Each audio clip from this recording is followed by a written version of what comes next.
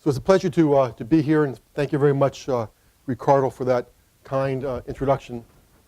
It's my first time at GEM. I've known about the center, and I likewise have known about Ricardo's work for a long time. I did not confuse him with Ricardo of an earlier generation of economics. So I said, amazingly how young you look. It's good to have in a morning session some dialogue back and forth from the various talks. So I'll try to, at times, make some comments on this. I do want to say that a lot of the work, Stephen, which people have done started off with the notions of Polanyi on the issues of knowledge. In fact, often the phrasing is firms seem to know more, actually, than what you could see in their individual elements. And I think that's the interesting issue when you look at what Ricardo talked about, this very wide variance inside of countries, which is very great. The way some people like me got involved in this initially was companies coming to you and saying, I have subsidiaries in 15 to 20 countries around the world. They're all doing the same thing. They're making light bulbs, for example, which is done by GE or Siemens and other companies, Philips, in multiple countries, and the productivity has a huge variance. It's just an absolutely huge variance across these countries, same technology, and yet there's variance on that. And I think over the past 20 years, there's been a rapid sort of understanding of the importance of the codification of knowledge supporting technology transfer. So a lot of it started with technology transfer. David Tease's work to show how much cost was involved in transferring something from country to country on that. So if you go into India and they're setting up a microfinance operation, microfinance often is seen as something dealing with welfare for the poor. It's a bank. It's a bank. And they're setting up operations in very tough parts of India. It's not very complicated from that.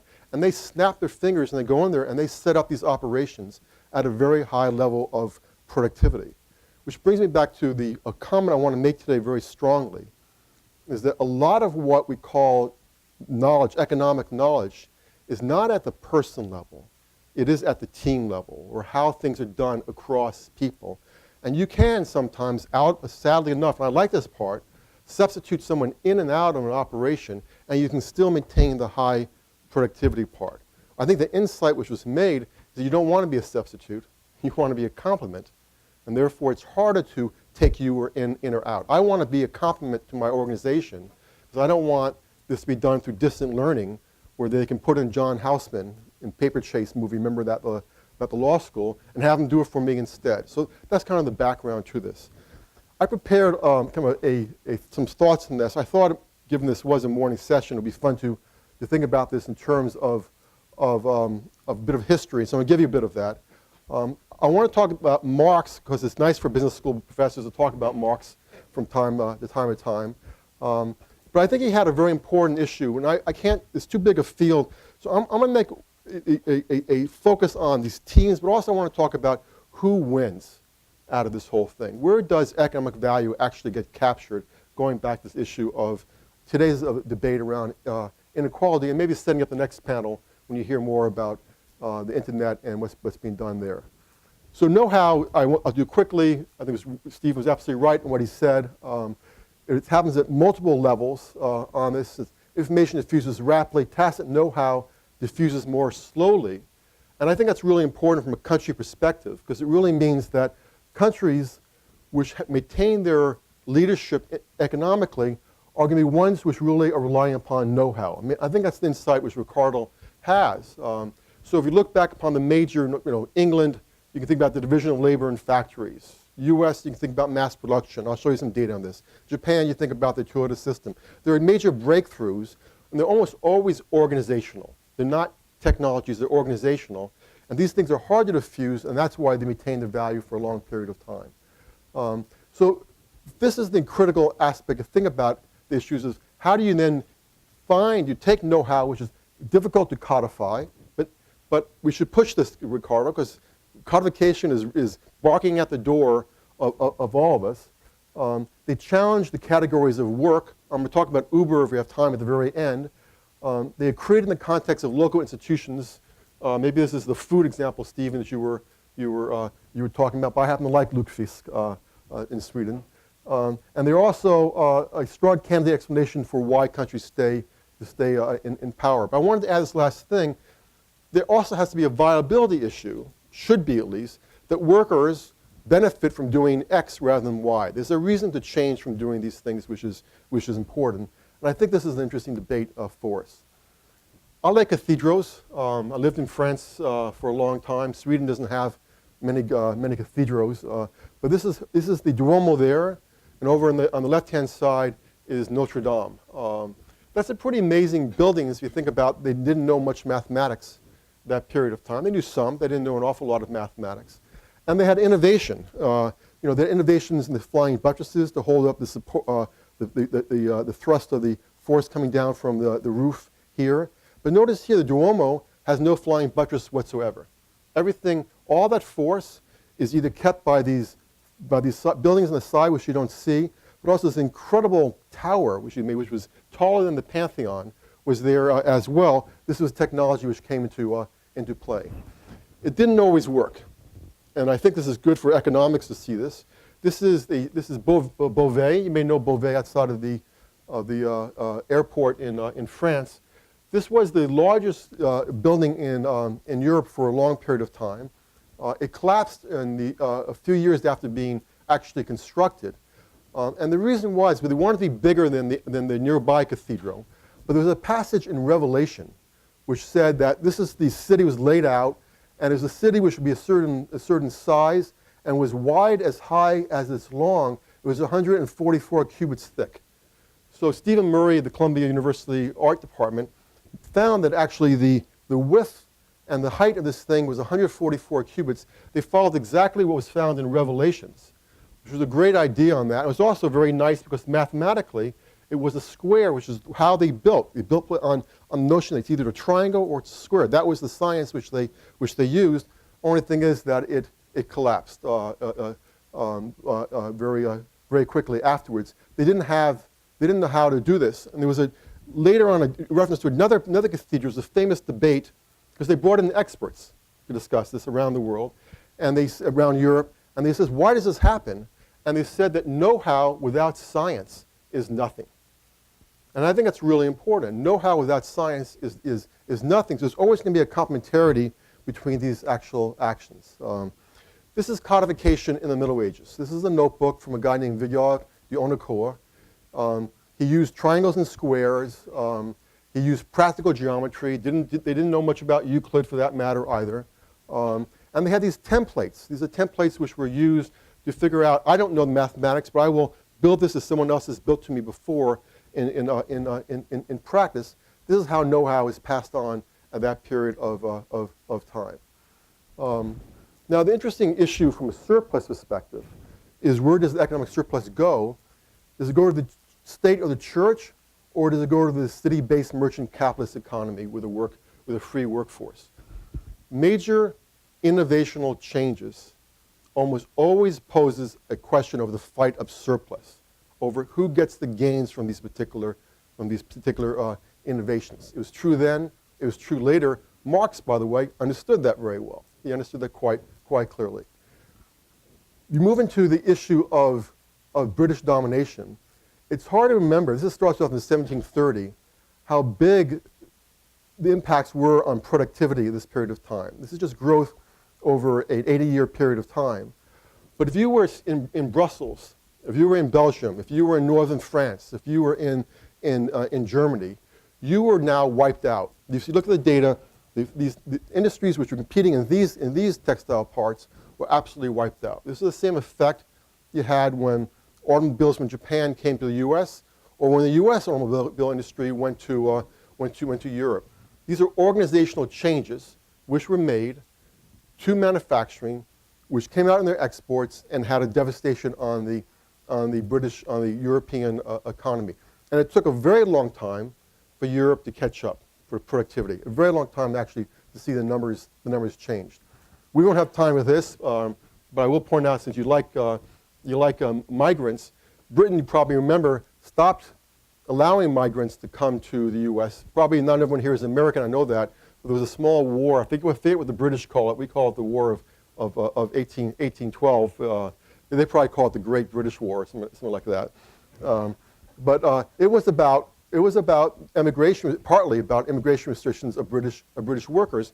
And then 20 years later, there was a debate in Parliament about, well, what would happen if these workers actually left? And people like Babbage or Andrew these are famous people speaking, saying, it's not really going to matter. What really matters is innovation. That's really what matters.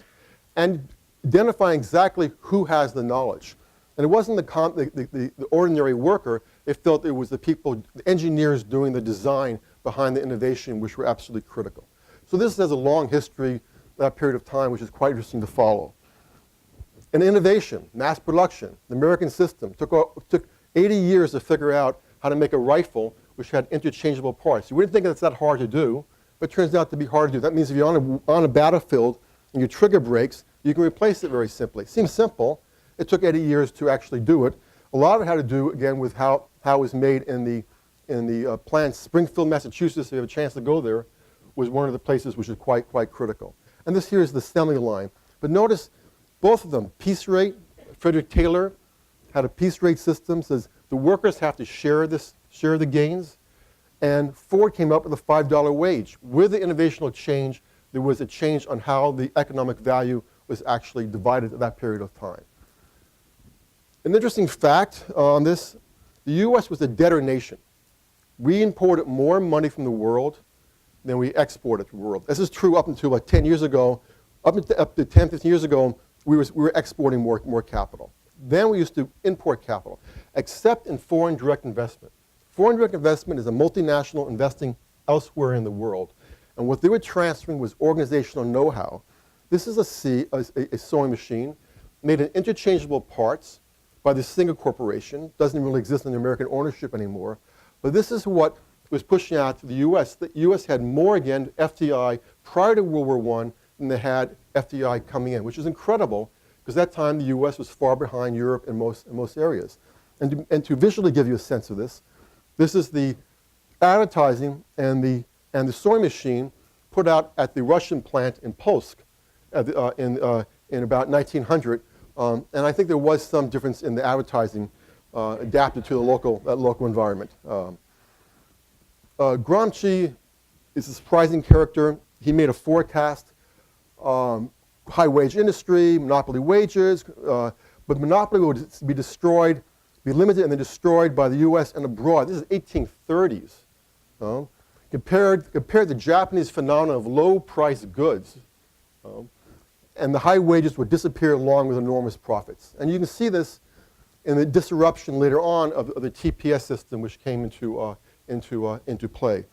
But again, the TPA system has all these things going on, but one thing it has is these team systems, which I think is so interesting, which is being pushed as part of the area. We know actually a lot about this. So if you look at productivity, this is a study done by MIT across the, no, it's not across this river, but it's down the river. Looking at productivity levels, this is the best, that's the worst. This is Japan and North America. And then you got to those North European, you got to the European plants here. And some of the European plants were operating at twice and more of lower productivity than you found in Japan itself. You go to 10 years later. 10 years later, productivity falls, average productivity is cut here by 45%. In 10 years, think about this. 10 years, you get a 45% increase in your productivity inside your automobile plant. That is absolutely remarkable. And if I show you the full data, it's not only true for US and Europe, it's also true for plants in Mexico and other countries around the world. Entirely happened through areas of the transfer of practices. What does it mean to transfer practices? You go into a plant, you set up the problem. If you're doing Toyota, you set up the problem-solving groups, the job rotation, the suggestions. These are the benchmarking to best practices. This is down to a science. We know how to do this. We know how to measure it extremely well. And you can see the effects very rapidly. And know-how is built not into the person, it's built into the organization. And I think that's so important to keep that in mind, which is why you don't always need to bring in the immigrants to do it. It helps. but you can base it upon the population itself with the appropriate importation of the know-how in organizations to support it. I'm going to close here on these thoughts. So what's happening today? I think we're living in an absolutely remarkable time today. It's absolutely remarkable because we are codifying knowledge at a faster speed I think we ever have done before. I mean, think about how an entrepreneur regards the taxi industry. Okay? To me, the taxi industry is the greatest frustration in the world. I walk into an airport of a country and I say, how much of my wallet am I going to have to give to this taxi person? You know, I've never had any, and this is true for Philadelphia when I used to live there. It's like crazy, you know, to figure out how much you actually had to pay. There was a map, they actually have it online, I bring you the website, of the route pattern of New York taxi drivers. They go from Midtown New York to the west side, make 2 left turns, and they're back to Midtown of New York. It's like fish, you know, it's like a fisherman looking at other fish to eat. They all come back to the same fishing grounds. It's like, you know, you look at New York, I have no taxi in New York. I'm in Brooklyn at night, you know, at, of course, 2 o'clock in the morning, and it's raining out there. Where's my taxi? So the guy says, I'll make it through Uber, which comes up as an issue. So intelligence comes into place to make this inefficient industry much more productive. The productivity gain is incredible. The willingness to pay is incredible on the parts of various people. But what's happening in terms of countries is you have this falling share of labor. You have Germany, which we can spend a lot of time talking about, splitting in half between this very productive one sector doing all the work. The other sector is picking up the trash. Scandinavia is actually interesting in what it's doing. And then the US, high tech. What's the best thing they can do to handle the surplus in high tech? They fix wages and they have no poaching agreements among each other. That sounds totally bizarre in an environment of the US where you think that share the surplus given what we actually have seen in terms of the growing inequality. So this is the airline model of labor relations where you got one pilot making a lot of money and the rest making making not too much. And what I'm wondering, if you read Peter Thiel's book, whether this actually is not a singularity, where the economy truly is moving towards a robotic world. A few people are making algorithms that know-how is algorithmic. It's algorithmic know-how which is being done. And you find some firms like Uber, which says, I still need, probably not too much longer, someone to drive a taxi rather than a robot do it. You actually don't need someone to drive a taxi. We have the technology to move taxis around without people doing this. Pricing is dynamic. That means two-year willingness to pay. And it's disruptive incumbents. Who gets the surplus on this overall issue comes out to be the previous issue. Odesk, I think, is an amazing thing. Electronic markets. I bet in Albania there's already a list of your best software people doing projects off Odesk. It's an electronic market, which is great for Albania. Poses a lot of questions for labor rates in the U.S. and elsewhere. And we have to ask the question: is this algorithmic outcome, in terms of sharing the surplus, actually the one which we want to use? I added this thing from Michael Sandel. In a world where everything has its price, is actually a better world to live in. So Marx, I think, is brilliant, but I don't think this was quite the notion of the future which he had in mind when he wrote his few volumes. Thanks very much.